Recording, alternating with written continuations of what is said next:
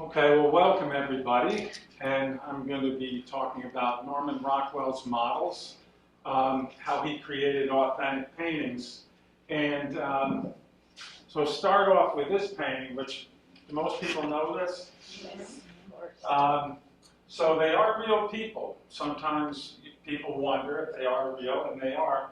Well, who are they? Okay, I'm going to get back to that in a minute. So I'll tell you a little bit about how I came to know Norman Rockwell's models, including his sons and his granddaughter. So I grew up in Old Greenwich, Connecticut. Some of you probably know where that is. It's only less than 40 minutes away. But my father was a freelance musician doing a lot of work for Richard Rodgers and Hammerstein. He worked on the scores, like arranging and copy editing and all sorts of things. So because he could work on the music anywhere, he liked to go to Vermont. Both my parents grew up on family farms. So Arlington, Vermont is not that far. So my family purchased this house in 1961. It was built in about 1750. King George of England gave a lot of land grants, usually, a few thousand acres or something. Now they're all whittled down to smaller parcels. So as a child, I started going there when I was 3 and, went for many years. I missed baseball. I wanted to play baseball in Old Greenwich and go out on friends' boats and all. But I was taken to this lovely spot in the country. I'm right here in the blue. These are my brothers. You can see my mother worked hard to get us all different color sweatshirts. And this is one of the farmers there that we used to work with.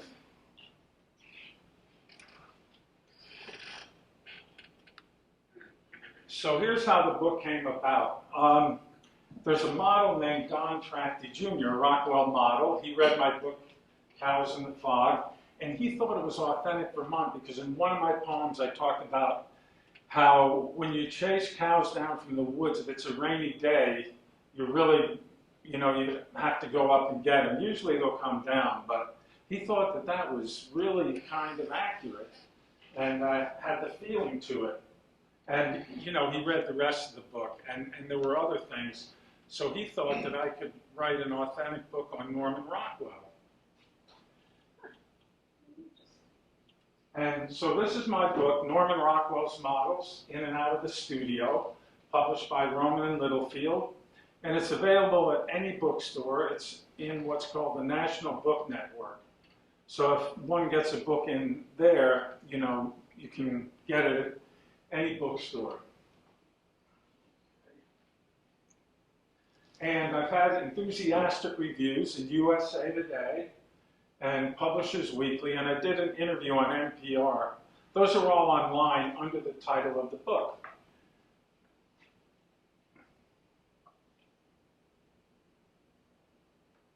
And I had a very nice thing happen.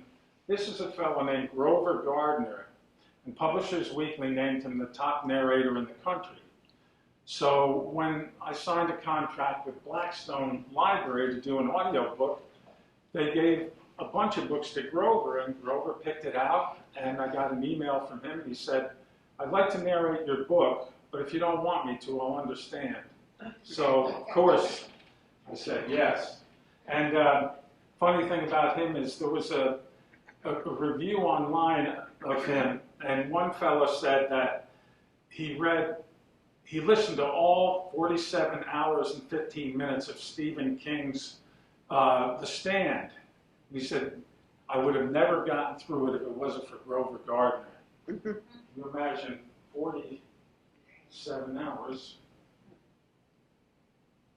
And this is my card. I'm on social media. Connect with a lot of people that way. It's amazing. You talk to people around the world. I was on once talking about my book. Guy from Thailand,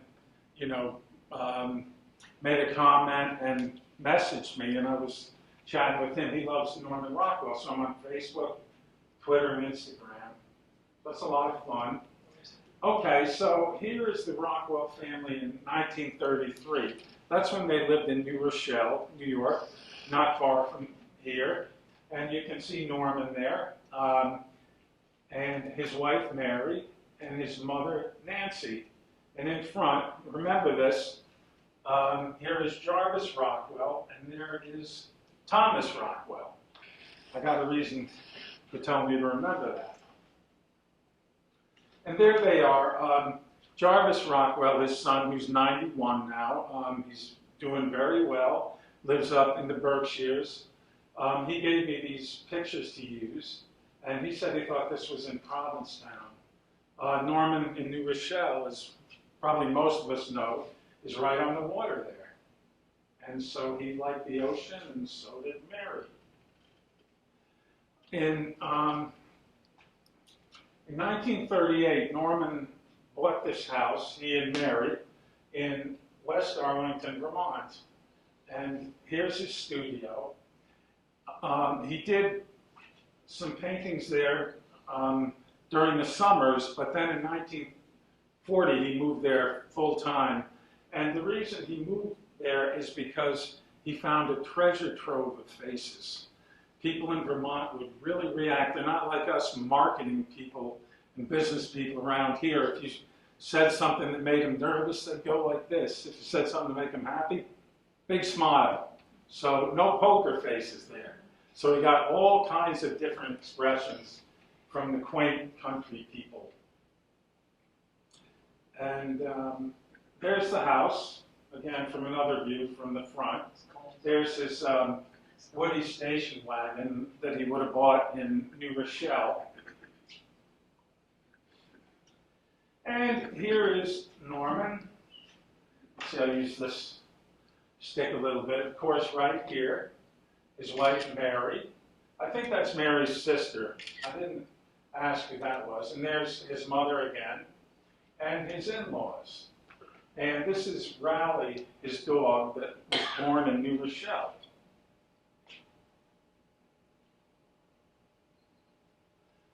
And here they are in our town. We still have the house there, so I'm up there quite a bit. I'm going up 4 times to speak in September and October in Arlington, Bennington, and Manchester, Vermont. So anyway, this is our river there, and there's Norman's son Tom and Jarvis. I don't know who that is, but people said the water was too cold for Norman, and he didn't swim. Then when I got this picture, I said, look, he is swimming. And they said, no, he's sitting in the water. And I said, look, his hair looks like it was wet. So, but he didn't really like the cold water that much. I know that. Okay, so this house was built in 1792. This was the Rockwells' house in Arlington, Vermont.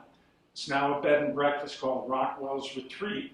And the owner, who's a friend of mine, Kevin, he lets people come and visit Norman's studio. It's almost exactly like it was back then.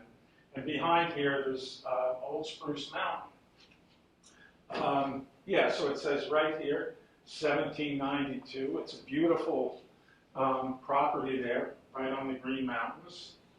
And a little history, Arlington at one point was the capital of Vermont. So right across the street, if you walked across the road, there's a field, and the Green Mountain Boys, who were very instrumental in the Revolutionary War, they would drill the men in the field there. Norman liked those kind of stories. He really liked history, of course, right? Okay, so this picture is very dear to me because, of course, there's Norman and his Springer Spaniels. This woman here was a good friend of mine. She was his cook and housekeeper. I got to know her because she did the cooking on the farm I worked at. I did a lot of haying and shoveling manure and chasing cows around and, you know, cutting corn and all kinds of stuff. And so after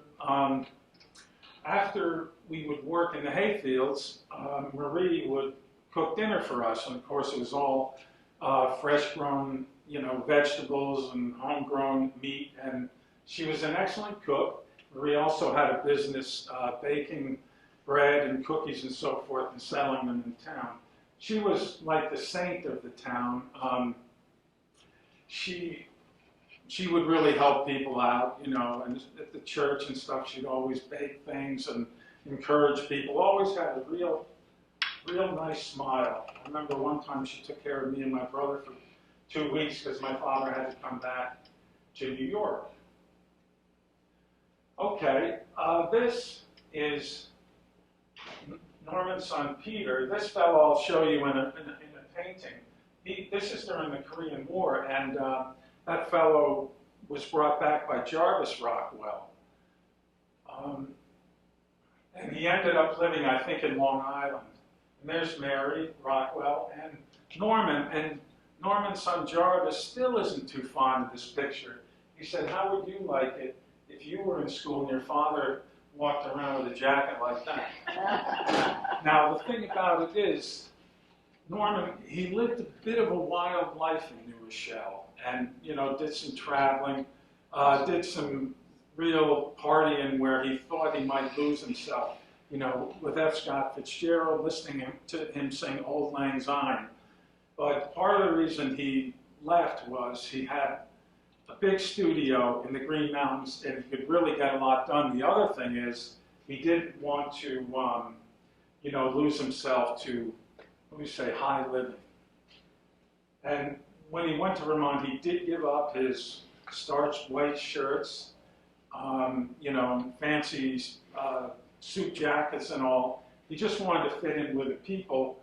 Not only a personal thing, but he also wanted to really get to know the people. He wanted to pretty much assimilate in with the people of Arlington. So most of the time he wore flannel shirts and khakis. So this is if you were standing on Norman's front stoop, which I did when I took this picture. This is what you would see over here. You would see this bridge is right here, and the church is there, 1802 church. And there was the dance hall, the Green Building. Norman loved to square dance. But his son Jarvis told me, he said he was really frightened that one of the husky country ladies was going to swing him off his feet. I said, oh yeah, really? He said, yes. He was 6 feet and 130 pounds. Wow. Yes. What? That's 6 it. feet, 130 pounds? Yes, and they said he ate good meals. People that, you know, had dinner with him said he ate very well, and I know we had the same cook, so.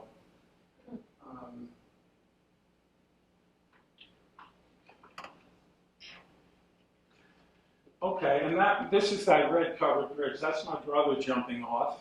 And that bridge was built in 1867, and so Norman also would wade in there. I don't think he did swim much. And his sons Jarvis and Tom loved to swim in there. We all did. And just a beautiful place. You can't jump off the bridge anymore because with these big storms we've had in the last 15 years, the gravel washed down the riverbed and filled it in, so it's only 2 feet high.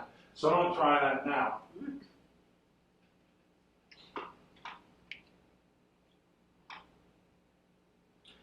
Okay, so what I want to talk about now is how authentic models made Norman's paintings authentic. You look at them and, you know, they look, you know, very realistic. The first thing he did was get to know everybody in town. He went to art events, church suppers. He visited factories and schools and just really got to know everybody. Of course, you know, he wasn't staying out all night because he spent a lot of time painting, but he would go to these things for an hour or so, hang out with people, and get to know them because he studied not only their physical attributes, but their expressions and emotions. Because in paintings, if you wanted somebody who was really lively, to portray somebody really lively, he wanted to find that person. If it was going to be a soldier, he wanted to find a soldier. If it was like a pain-in-the-butt spirited kid, he knew who they were around town. And that was really important. So he cataloged them in his mind or on paper. He really did get to know everybody there. And he told everybody, call me Norman. Everybody, little kids, adults, call me Norman. And he really went to great pains to find the right model. Sometimes he traveled to a different town if he couldn't find the person. Sometimes he heard about somebody and tracked them down. And really was dedicated to that. And sometimes he tried 3 or 4 different models. So what would happen is, I know of one painting called, let's see, oh, The Babysitter. He tried 4 different models, and they all thought they were going to be in the Saturday Evening Post on the cover, you know, back when it was 3 million subscribers and like 5 million people around the country read it, you know, in the 30s, 40s, and 50s, and up to the 60s. They all thought they were going to be in it, and when it came out, only one of them was in it, of course. And so the others, you know, would be really disappointed. But to this day, you find 1 or 2 that say, that's me. And, you know, you don't say, no, it's not, but it's not. it's somebody else. Okay, so these people are all from Arlington, Vermont. Now, this is Norman's first cook in Vermont, Bess Wheaton. She was an old-fashioned Vermont lady that very much made the country meals that he and the Rockwell family enjoyed. And this is not her husband. This is a guy named Dan Walsh who was, he had a little trucking business. Now Norman thought those 2 were like bookends, but here is her husband right here. Oh. And he was disabled from nerve gas during World War I. So he had, you know, serious respiratory problems. But there he is, and this little girl here, Shirley Hoisington, you know, Norman just really liked her look. And this is her brother Billy, handsome fellow. His, I ended up renting in college from his real estate agency, from his wife. And this is Charlie Lindsay. I remember Charlie in his older years. He lived next to the Wayside Country Store, a quaint little store, right in Arlington, still there. And he had a big house, but then he moved into a nice little trailer next to the store as he got a lot older. And this is Mary Rockwell right here. Let's see, this is Charlie Lindsay's daughter. And about a little after that, her husband Ray Harwood was shot down, I believe over Germany, in a, you know, fighter plane. But he ended up making it back, you know, after prison camp. They had, in this very small town, several fighter pilots, and I guess these guys who were operating a lot of equipment, farming equipment, were really good with hand-eye coordination. So they made pilots out of them. And this is Nancy Rockwell, Norman's mother. And if you look at this fellow, he's in all 4 Freedoms paintings. I'll explain that after. His name was Jim Martin. And Norman just thought he really looked good. You notice he's kind of inviting us into the painting. He's looking out. And in October, for the November issue, I'll have an article, a magazine called Guideposts, that talks about the day the painting was done. Unfortunately, it's very nice because it'll go out to 2 million people, and I'm very happy that the magazine asked me to do that. Okay, so the one thing about Norman, he really wanted to have some quality of life. You probably know plenty of writers, artists, musicians who really burn themselves out doing intense stuff all the time. Well, that's one reason why he liked Vermont, is because he could really relax there. But he also sometimes, this is a 1921 painting from New Rochelle, but he liked to do some fun things too. Sometimes his son Jarvis said that he didn't always like these ones that are a little bit silly, but you know, hey, you worked hard, you want to do something fun, take a break from the serious stuff, and he really enjoyed that, and that one's quite well known. Now, this goes along with that because next to Arlington is a little town called Shushan, New York. And one time in the 60s, my mother took my brothers and I to get haircuts. And we, you know, to this man's house.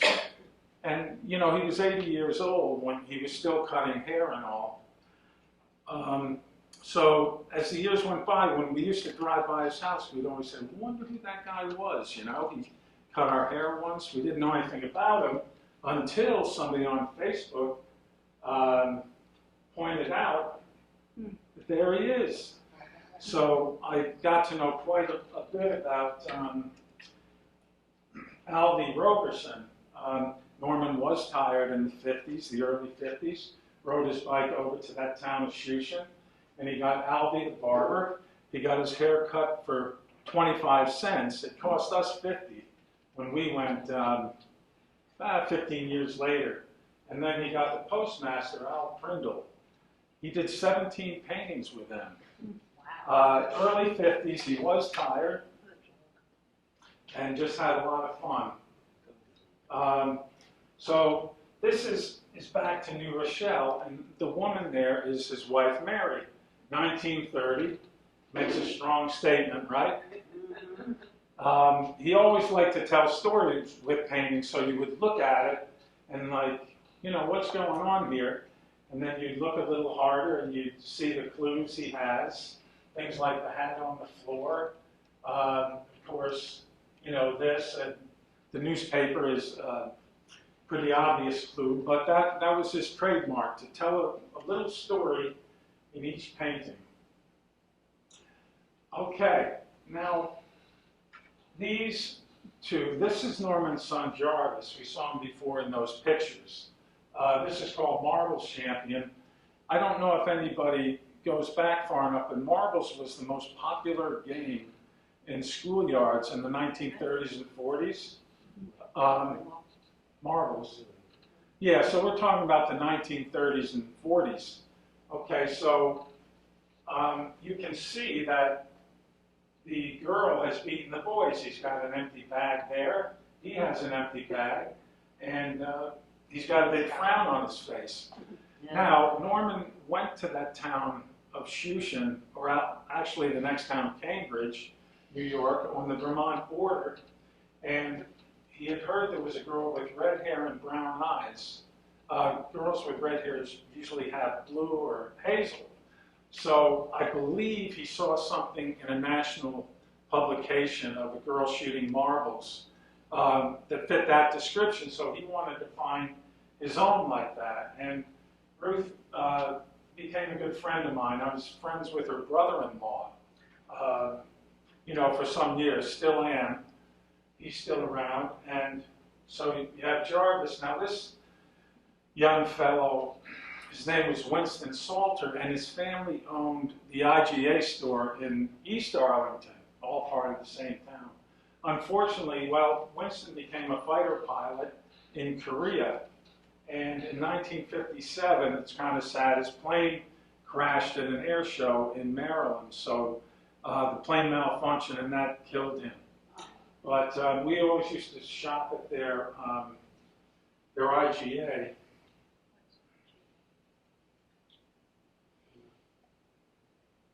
And there I am with Marbles Champ. Unfortunately, she died too a couple of years ago. She was 92.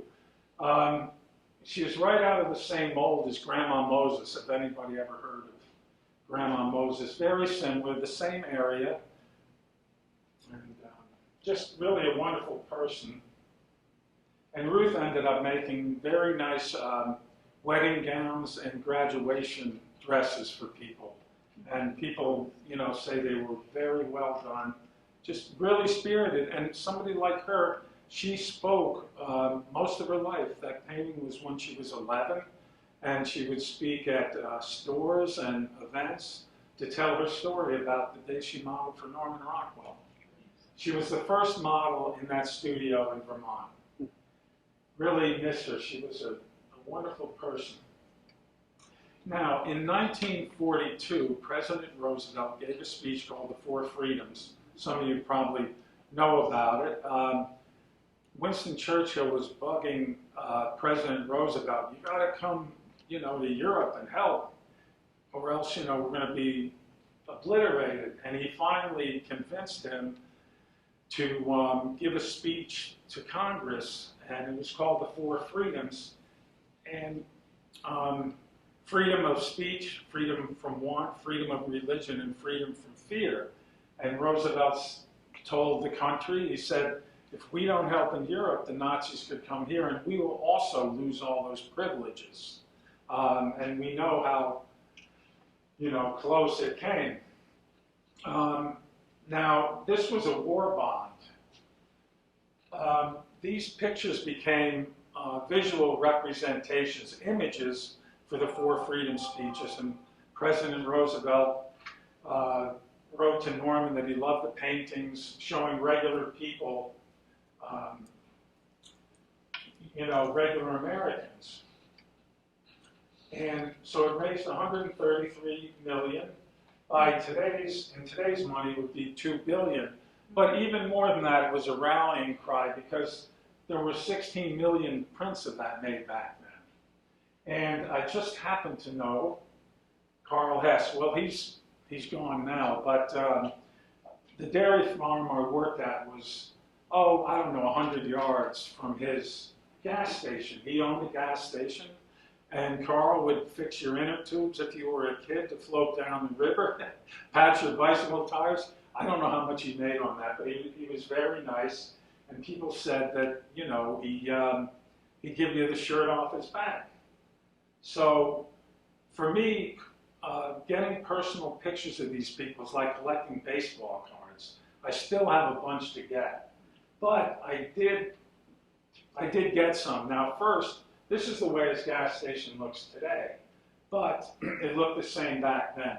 Carl had a gun shop here. That's where he repaired cars. There was his house. Norman said that when he went in, he said, Carl, you have a noble head. And Carl said, well, there ain't much brains in it. And Norman said, there ain't much brains in mine either. I'd like to use you for a painting. And so, freedom of speech. Now, there's Carl in 1951, I guess about 10 years before I knew him. That's his one-pump gas station. Very nice man. But when I would go over and buy sodas when I was working at the farm. The farmer would send me over. I was maybe starting at 10 years old. And Carl never said much. In fact, when my father would drive the car up to fill it with gas, he'd say, Carl, how are you? He'd go, about so. But in that part of town, West Arlington, I don't think there was more than a few hundred people. So everybody, even smaller than Chappaqua, you watched what you said. Especially you didn't want a hillbilly or two coming down, from the mountain if you said the wrong thing. I almost did a couple times, so I learned. That's where I learned to keep my mouth shut. So here he is, our model for freedom of speech, right here. And if you notice his forehead, it's just tilted back a little bit more than most people's. And, it's funny that Norman saw little things like that. Okay, so he was a tall, handsome fellow. And, I remember him very well. We did the haying in this field here. The farmer, of course, would go around, and most of the time it was a deal. We'll cut your field, we get the hay. Some people you'd have to pay, but usually that's what would happen. And here's his wife, Marjorie, and she was very nice, too. As they got close to 80, we would drive up to get gas. It would take them about 5 minutes to walk down the steps and everything. But, in the 1960s and 70s in Vermont, who cared? I mean, it was very quaint. My father, being an artist and musician, loved all that sort of stuff. Okay, so this painting is called Saying Grace. Does anybody know how much George Lucas paid for that? No. $46 million. So Mr. Lucas has started a museum called the Museum of Narrative Art. in Los Angeles, I think in 2 years, it was supposed to open this year, but the COVID slowed it way down. Now we probably can't find anybody to work, but anyway, just kidding. So anyway, he loved this painting. He and Steven Spielberg are Norman's biggest fans as far as buying paintings. They have a bunch of them. I think between paintings and drawings, George Lucas has 50 of them himself, so they'll be on display. And the family likes that. Tom Rockwell, you know, his son told me that they like when George Lucas buys paintings because he's going to put them on exhibit. Other people buy them and put them in a closet or whatever, but Mr. Lucas will exhibit it.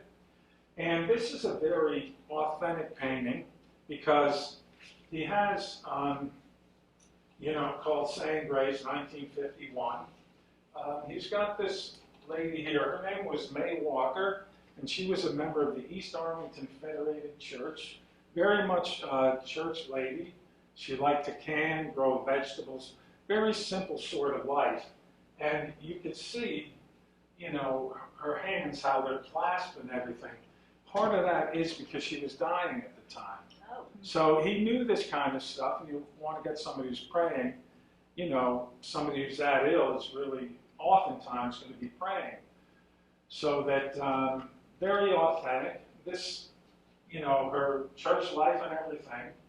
And this one, an Amish woman sent a letter to Norman describing this scene and you know, recommended he paint it. It was only one of 4 ideas that he came up with completely alone. Usually it was in conjunction with a post. So that, you know, it was a very special thing to him to just say, if somebody wants to go pray in a restaurant, that's okay. What's the matter with that? You can see, you know, this is his son Jarvis. Jarvis, he was in the Air Force at that point, the U.S. Air Force, I think in Japan, and he didn't like it. He was home on a break. How many artists like that are really going to like, you know, have that moxie to really go out and fight? I mean, but, you know, he was in the supply area for the Air Force. And then this little boy here who still, you know, lives close to New York City. He's 83 now. He said that it was quite difficult to model because for kids, he had to sit up on the chair, he had to bow his head like that, hold his hands like that. And for a little kid, it wasn't easy. And his legs didn't touch the floor. I guess Norman moved them up, but when he was modeling, his legs didn't touch the floor, so they were dangling, and Norman couldn't figure out what to do. He was very patient, Norman was, when people were modeling. Everybody said he always took it in stride, never got angry, and was really good to work for, but it wasn't easy for kids. So when his legs were dangling, Norman was at a loss. What do you do? He needed them still, and so his assistant, Gene Pelham was his name, got some cellophane tape, like you wrap packages with, and taped his legs together, and he was able to hold them together. Now this here is Norman's assistant, Gene Pelham. And this fellow here was Bill Sharkey. He lived in a shack next to a little stream, maybe 6 or 8 inches deep. You know, one of these things that dried up during the middle of the summer and was running most of the year round. So he could get his water for cooking and all, but showers, not so easy for him. And, you know, so he was kind of a rustic sort of fellow, but the guys in town said that they really enjoyed going onto the porch of this shack, sitting down, having a beer, and watching the river go by.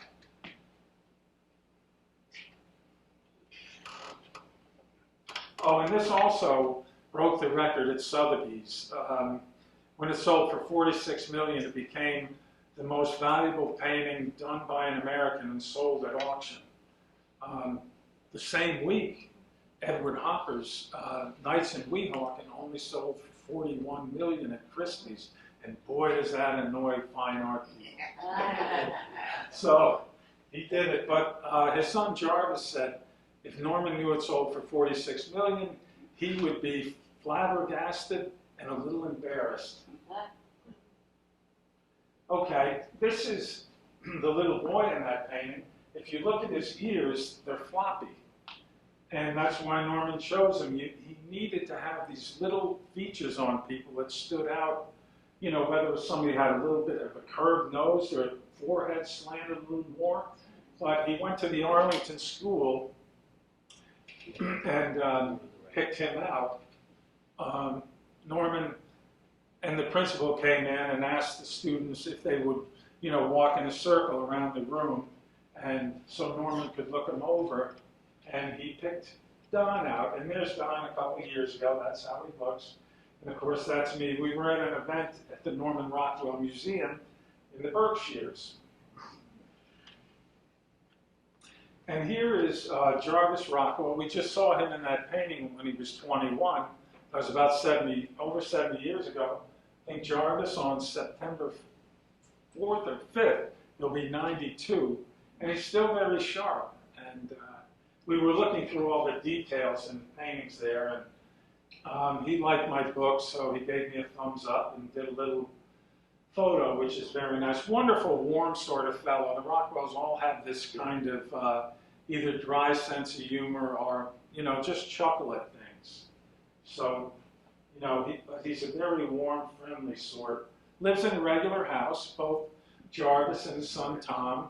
Their father gave each one painting apiece and put the rest in the museum. So their houses are just regular houses. I was really surprised. When I went to see Tom Rockwell, I put on better clothes, and I thought I'm going to walk up to this big door, it'll open it and look fancy. I'll look through glass doors and see a big swimming pool. Well, it was nothing like that. Maybe it was 2,000 square feet. Some of the paint was peeling. Some beautiful acreage behind it. You know, a charming place, but, you know, they had so much fame, you know, they're really not affected by it all. And then, you know, growing up under the shadow of the father. So they took on that way of just trying to live a comfortable life. So this drawing is called We the People, and it hangs at the UN in New York City.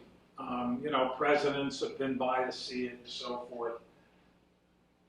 It's all, well, a lot of it is Arlington people. Now, remember that cook, the Rockwell's cook and housekeeper. I don't know how well you can see it, but there she is, Marie Briggs.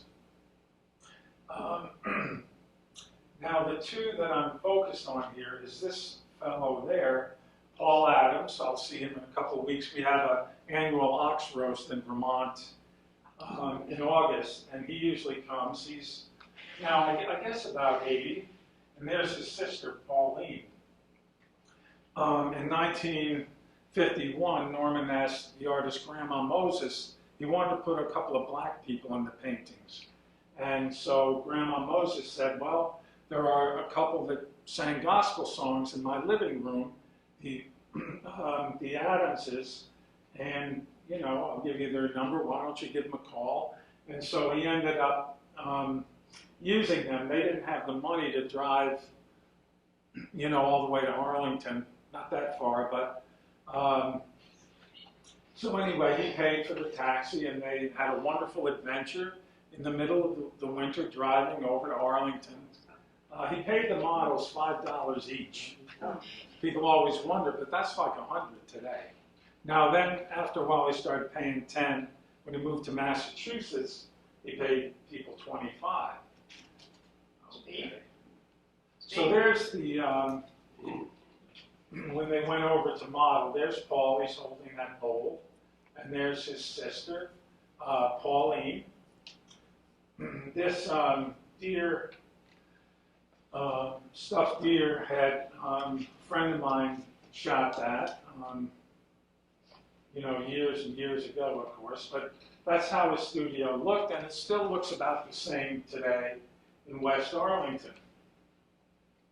And here we are at that ox roast that I'm going to in a couple of weeks. There's Paul. He was holding the bowl. He's about 80 now. And there's his sister Pauline, who was on the right.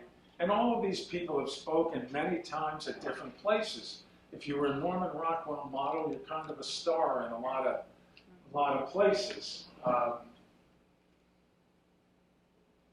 And here's one. Norman in the, he started like in the 40s and 50s. He started to include black people.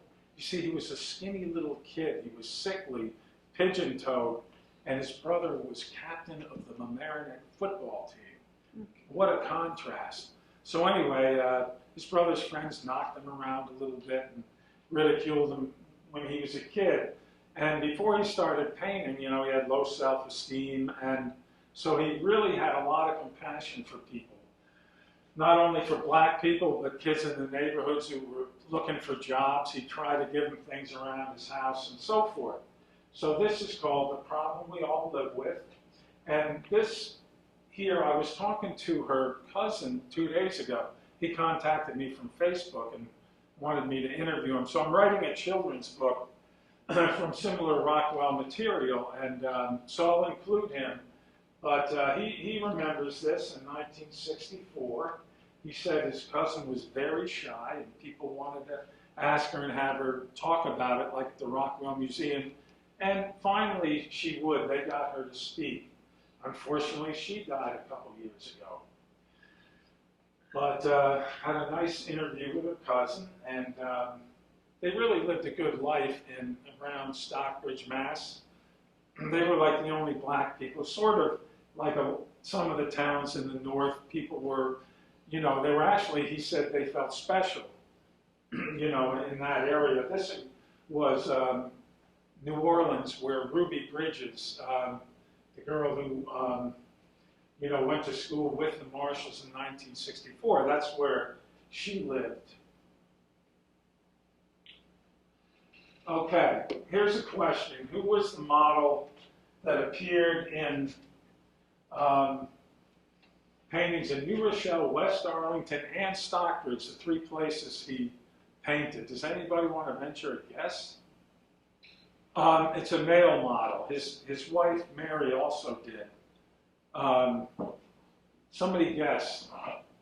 I'll give you hints. Mead Schaefer. No, but Mead Schaefer was Norman's closest friend in Vermont. He was the most prolific book artist in America. I've never heard of Mead Schaefer posing in New Rochelle. I mean, it could be possible because they Mead Schaefer was in the UN painting you just showed. Okay. He's the guy who's doing this on the side. Yes. So, yeah, he's also one called the Tattooist. You see him, you see his back. And he's in some other ones also. But that's close because, Mead Schaefer lived in two of those places, and he certainly knew Stockbridge. Anybody else? Okay. You want to give us a clue? Okay. Family member. Pointed out two of them. I pointed out two of them so far, family members. Well, okay, not his mother, not his wife. Ah, There you go. all right. So that's my poetry book, House in the Fog.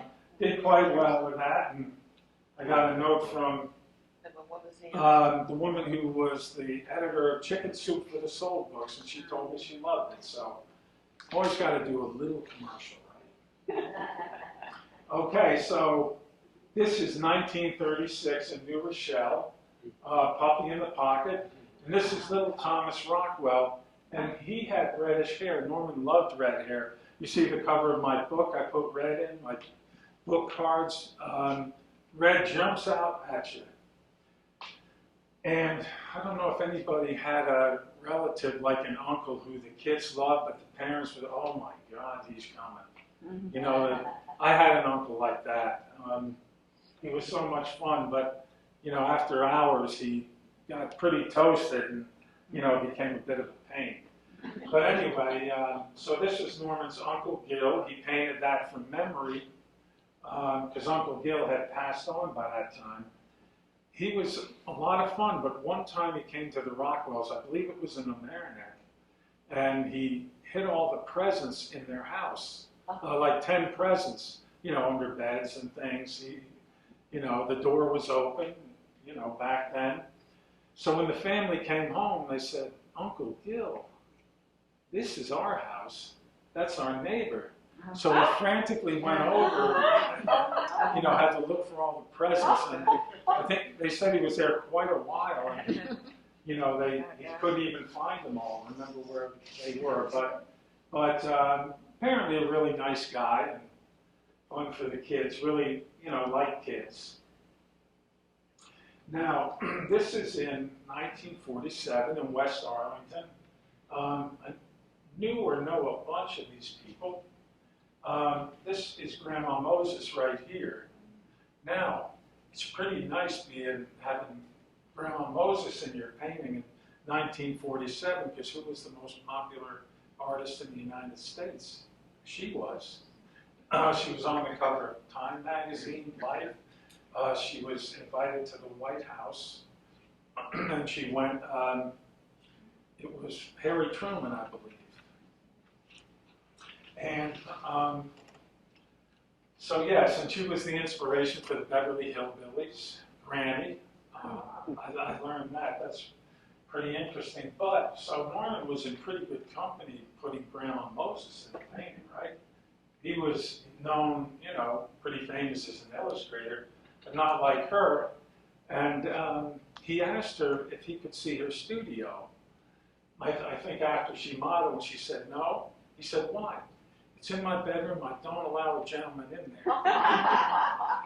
And at the same time, as she started getting famous, there was a museum in Paris that, you know, found her and started, you know, exhibiting her paintings, and they became famous, right? And they said, we would like you to come to Paris. And she said, who's going to feed the chickens? I can't come. Who's going to feed the chickens? And this right here is Mead Schaefer. Yeah. And yeah, he was really, you know, prolific then. Jarvis likes this because his whole family is in it. This is Jarvis here. Norman, of course. And Peter Rockwell, he died a couple of years ago. I got to meet him. But I met her too, Mary Atherton. She was Jarvis's girlfriend at the time. So you see, she's waving. And this is a woman named Patty Schaefer. She ended up living in Manchester, Vermont. She looked like a Hollywood star living way out in the woods. I mean, just had that look. Mead Schaefer's daughter. And so that a friend of mine, the farmer I worked for, went on the bus to school with her. They went to a place called Burton Seminary in Manchester, Vermont. And he said she was just so out of place, you know, with all these regular people looking like a movie star. And this is Rena Crowfoot. She was the grandmother of the first girl that I had a crush on and held hands with. So I remember going over to the house. She was probably in her 80s then. And this is Mary Emmon Hall. She's still around Bennington, Vermont. And, you know, Jarvis remembers her as a beautiful girl. And, of course, I think I said, there's Tom Rockwell. Yeah, and this was our doctor's daughter, Sharon O'Neill. You see, now when Norman did this, I think he purposely used a lot of his dear friends because all of them were very close. This woman here, Ann Marsh, when Jarvis moved up there, he was shocked to move to New Rochelle and have 7 kids in his class, one with no shoes on. And he's very like New York type. And he said it was slow motion there. So the first day he was in school, he walked home. And it wasn't until Ann taught him that, you know, he started doing much better. So Norman, you know, was like that. I'm sure he put her in the painting because of that. I'm not sure, but that's what I believe. And there's Tom Rockwell again. Okay, here he's graduating from college, but at that time he was already 26 years old. But Norman used him anyway, made him look young enough. It was a terrible time for kids to graduate. job woes. Khrushchev warns of war danger, atomic weapons. He threatens to use atomic weapons, and they extended the draft. But back when that Freedom from Want, the Thanksgiving picture was done, I mentioned that fellow Charlie Lindsay. He was 55, and he had just gotten his draft card the year before. So, I learned that during my research. And there's Tom a couple of years ago, and of course me. Delightful guy, just really funny, charming, and he wrote a book called How to Eat Fried Worms. Has anybody heard of it? So he sold 3 million copies, but if you look on Amazon, it's still very close to the top for a children's book. And when I talk to him, he still gets like $15,000 a year from royalties from it. Very popular book. I'd say it's on par with Mark Twain. Okay. All right, does anybody have any questions? I missed the name of the children's book. Oh, it's called How to Eat Fried Worms. And it's wonderful. It's so clever. And I said to him, do you think you got, your skill in writing from your father? And he said, I don't know. And I said, I think so. Look, he painted all these spirited kids and everything. And in your book, you painted all these, spirited kids. And he said, you know what? He said, I never thought of that, but I think you're right. So that was nice to help him make that connection because I would be quite sure it's true. Okay. Yes. Any of the family members still own any of the original paintings? I think Tom owns a couple, but and his brother Jarvis. Jarvis wouldn't tell me which one. His son Peter owned the Choir Boy, but he sold that like 20 years ago for like $250,000. But yeah, Norman gave them all to the library, to the museum, the Rockwell Museum. I think he really wanted them to make it on their own. If I had to guess. Steve, if Yes. I could put my 2 cents in to answer your question, that picture you showed of the house in Arlington with the studio in the back, they had a fire in that studio and burned up about half of all of his paintings. Oh, the first studio. Yeah, Yeah. big fire. And then you showed the one that went for $46 million. The Rockwell family didn't know that. Ken Stewart, who was the art director of the Saturday Evening Post, he took a lot of Rockwell's paintings home with him. He says, I own these now. It was his family that sold that, which is And wrong, but it was the copyright of the day. somebody said that Ken Stewart ended up working at the Reader's Digest right down here. But it was a big to-do because there was a lawsuit, right? The Post said they owned it because it was given to Ken Stewart while he was working there. And Ken Stewart said he owned it because he had it in his house for decades. The court ruled that Ken Stewart did own it. He had it so long that it was his. And then his he owned another one that he sold for $9 million along with it. The moment I forget. But then the kids had a lawsuit because Ken Stewart Jr. said, it's mine. And the other two said, it's ours. So just before they went to court, they settled it. And I don't think they're eating peanut butter and jelly unless they want to. So that's quite a sum of money, right? But yes, anything else? My daughter got married in Arlington, Vermont, and we went to a restaurant in Arlington that had a Norman Rockwell painting that had a scene from the restaurant was in the painting, but I don't remember what the painting was. Oh, I think that would be at the Quality Restaurant. I don't remember the name of it. This was 4 years ago. Yeah. And they Oh, had 4 it- years ago. 4 years ago. Well, there's one. It may have been a reproduction, may not have been an original painting, but there was Yeah, something from the restaurant in the painting. Was that the babysitter painting? I don't remember. Okay. Yeah, so Arlington, of course they have a lot of prints around. Some of the people still own paintings. They, you can't say much about it because, the insurance and everything. But, yes. Any How other- old was he when he passed away? Let's see, 84. So he was born in 94 and lived till 1978. Quite a guy, you know, really, I think he kept his nose pretty clean, and that's why he was able to go 60 years of continuous paintings, like a machine. But he was always under pressure. You know, he had 3 kids. They went to private schools some of the time, and you know, his wife, he was paying an assistant. So part of the reason why he was so prolific was because he had to be to survive. And the magazine photographers were nipping at his heels, and of course now they've replaced them almost completely. Illustrators have been replaced by photographers. He knew that. So, anything else? All right, well, I really enjoyed this, and thanks a lot for coming.